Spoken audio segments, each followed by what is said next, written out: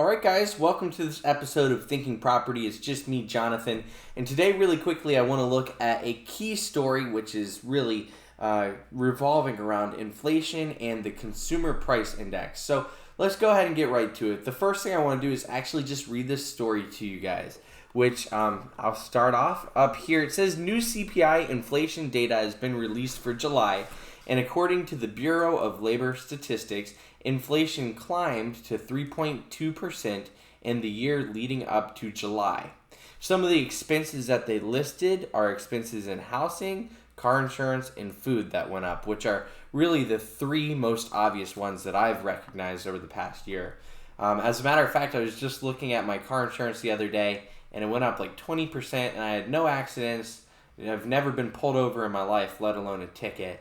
So I can't even imagine what it must be like trying to get a teenager out on the road these days or something like that.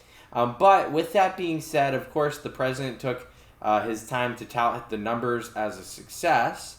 But I'll talk a little bit more about why that's not so successful in a second. Also, the price of food has went up 4.9, basically 5% over the past year. And just within the past month, from June to July, a 0.2% increase. With that being said, you got to keep in mind something, is that inflation at 3.5% would have been horrible 4 or 5 years ago. Regardless of what president you had, it could have been under Obama, Bush, Trump. I mean, you hear numbers like that, and the historical rate of inflation for years has been near that 2% inflation. That was at least the target set by the Fed.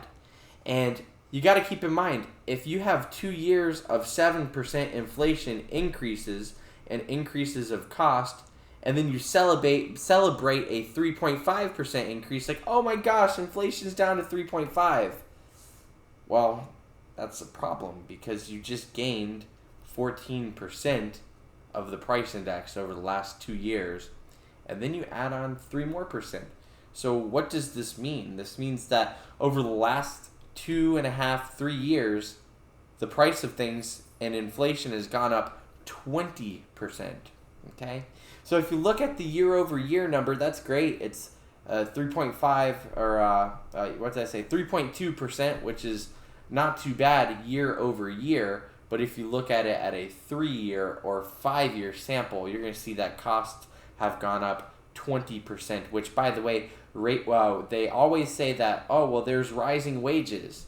Well, wages have risen about 15%, meaning that you're still paying 5% more for the things and the services that you've got and the goods that you've bought recently. Okay, another thing that I do think is good news, and we'll talk about this, is if you look at the consumer price index over the last 3 months, you'll see that that's right around 2% annualized. So the hope, with my dog crying in the background, is that that number is going to stay right around 2 and that the Fed has done enough to keep it at 2 and to stabilize the economy. Now, we know that the Fed has talked about cutting, going even deeper and trying to get rid of American jobs, which would then bring the amount of money out of the economy. So we'll see what happens there. But using the CPI, the Fed is right at 2%, which will beg the next question, which we'll talk about tomorrow. What will the Fed do in response to these numbers? Stay tuned. Thanks, guys.